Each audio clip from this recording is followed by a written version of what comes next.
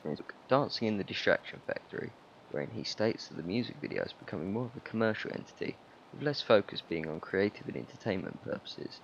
The 7 areas of Goodwin's theory are that music videos must demonstrate genre characteristics. There is usually a relationship between lyrics and visuals present, as well as a relationship between music and video too. The development of a visual style of the artist through close-ups, voyeuristic treatment of the human body, intertextual references, and one of 3 distinct styles: performance, concept, and narrative. In order to demonstrate this theory, I have selected Taylor Swift's Blank Space. In accordance with Goodwin's theory, this video demonstrates genre characteristics of pop music. The first example, at 24 seconds, shows the pop convention that women sing about the relationship, in which you can see her singing. It hasn't shown yet, but she states here that love's a game. This represents her to her audience as being more relaxed on relationships and doesn't hold them in high regard. Female audience see it as a way to flip the idea of women needed to be devoted to a relationship, making Swift appear better to her audience and being more marketable, as she stands more iconic for women because she doesn't really need to conform to the usual relationship. The second example is shown at 1:05, where the audience see the iconography of a horse going down a long patch of road, which you can see now. The long patch of the road and the horses show her as being wealthy, and that through her success in the music industry, without needing a man to help her, as throughout the film, the music video, we see her throw away loads of men, that without a man she's been able to be successful and wealthy at the same time, leading the audience to believe that they can be successful on their own too and not need to bow to anyone, whether it be like relationship or anything of the sort, and that they can be happy on their own. This video also shows a link between lyrics and visuals throughout, demonstrating Goodwin's theory as well. The first example present being the lyric, "It'll go down in flames." This can be seen here with the people walking with the doggies and the big house. This shows how she's in control because she watches him, as you can see here.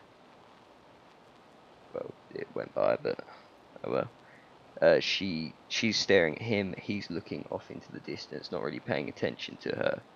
This shows her as being more dominant, as she's the one watching him.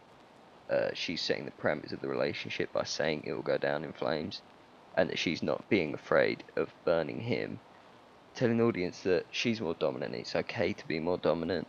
The women can be the dominant partner and still be successful, as you can see with Taylor Swift being more famous than the man, because no one really knows who he is. The second example is shown at 2:12 of the lyrics and visuals syncing up. The lyric here is "Baby, I'm a nightmare dressed as a daydream," which happens here as she grabs his head. You can see that the body language of hers is strong. She's holding him. She has her nails dug into his head, probably causing a bit of bleeding, although we don't see that. This makes her appear as the crazy one. She's kind of making fun of the crazy girlfriend trope that is placed on women who want to be dominant in the relationship and not sort of laying down for the man. The audience can see this as satire and makes her seem more interesting and complex, as she sheds her typical love story image that's synonymous with her, as she's done so many songs.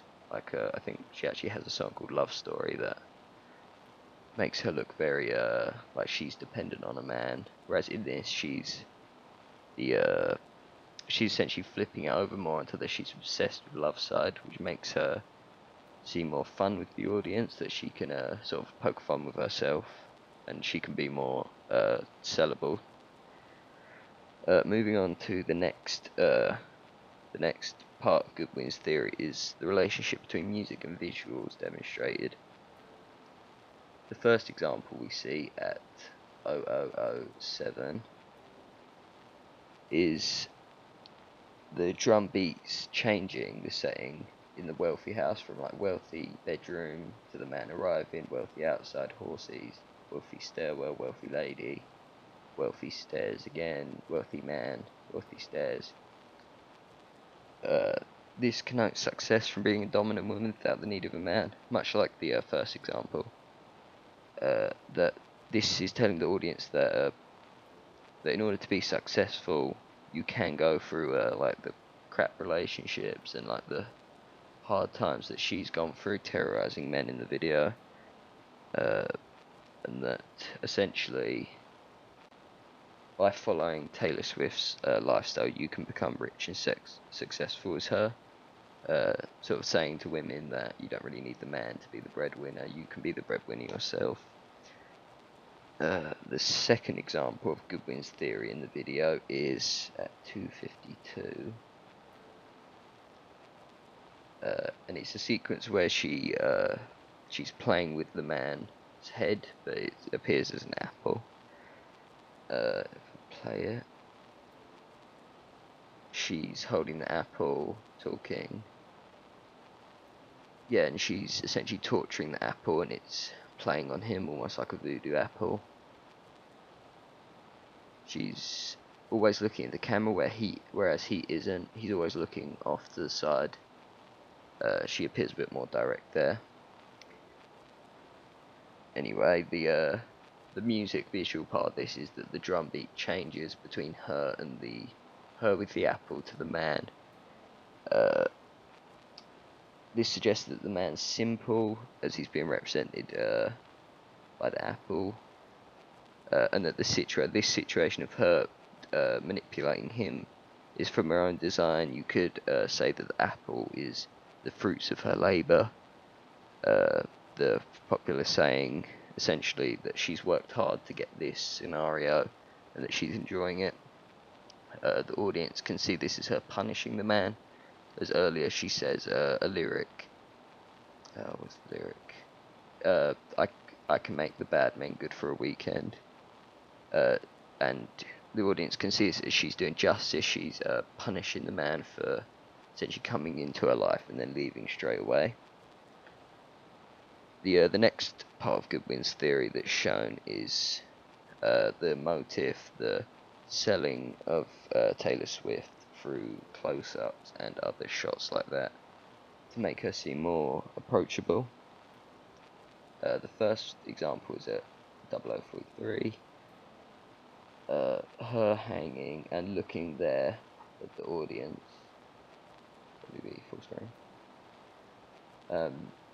Yeah, she's wearing makeup. She appears very attractive. It makes her appear that she's treating the audience like a confidant and telling them about her plans. The audience is part of her little inner circle.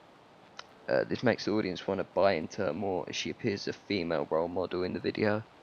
She's talking directly to women, saying that she can be the dominant one. She can get away with it. She's in the dominant position. It makes women see her and think, oh yeah, she's cool. She can dominate men and stuff. While women look at it and think, if I live like her, I won't be. I can be strong. I won't be weak. I don't really need to put much interest into relationships. I don't need to go out of my way, like thinking that relationships will mean I'm successful. I can be successful without relationships, just like she is in the video. The next example of this is a 008. This one's quick. We see her shot in her lingerie, revealing clothing. She just appears like she looks attractive in this shot. Puts her on a pedestal for her viewers. They look at her and they want to.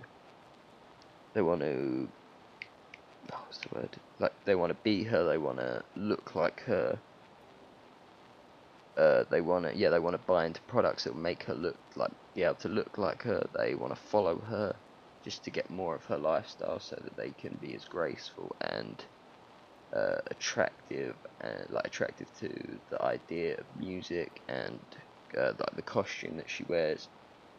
they want to live more like her, so they can be as attractive as her, and like she can appear confident in her body and stuff like that. The next part of Goodwin's theory, dress.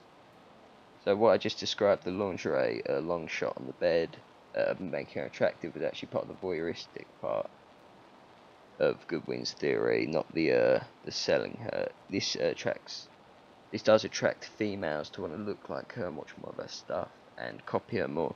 It also attracts the male part of the audience who see her and think, wow, she's fit, I want to watch more of her stuff, because, you know, she's fit.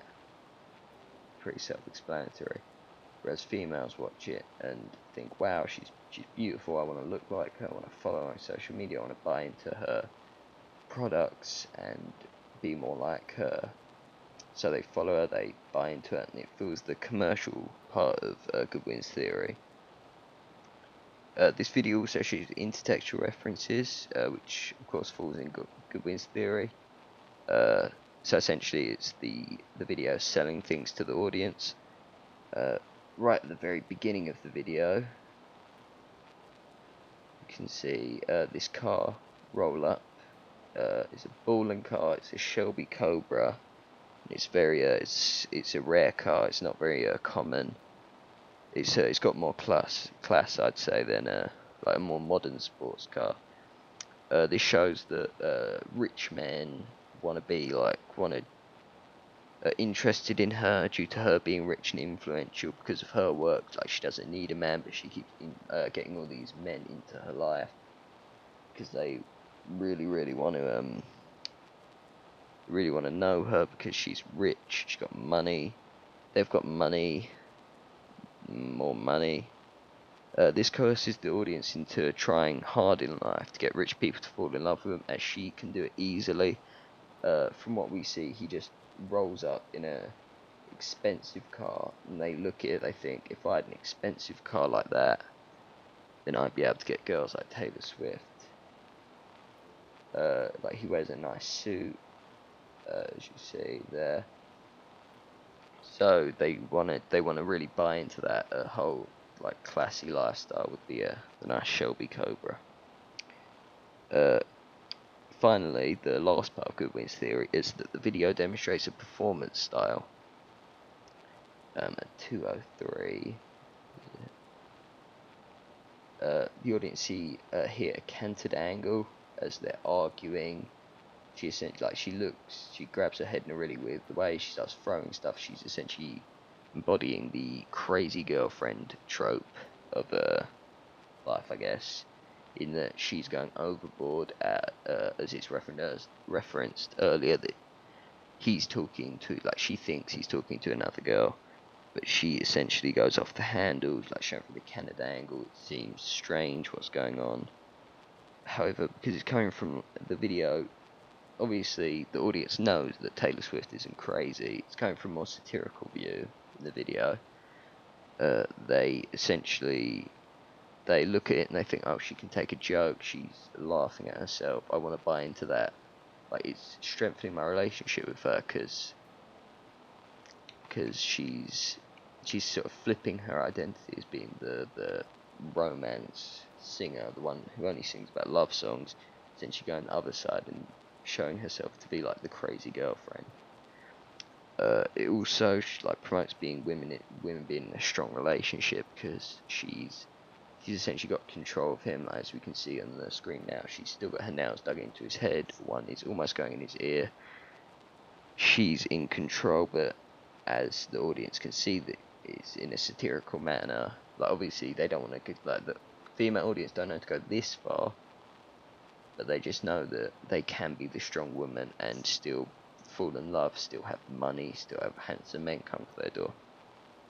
In conclusion, because of the points I've stated earlier, this video clearly has Goodwin's theory in it, and so it builds a relationship with the female and male, or the smaller male audience that is present to watch the video.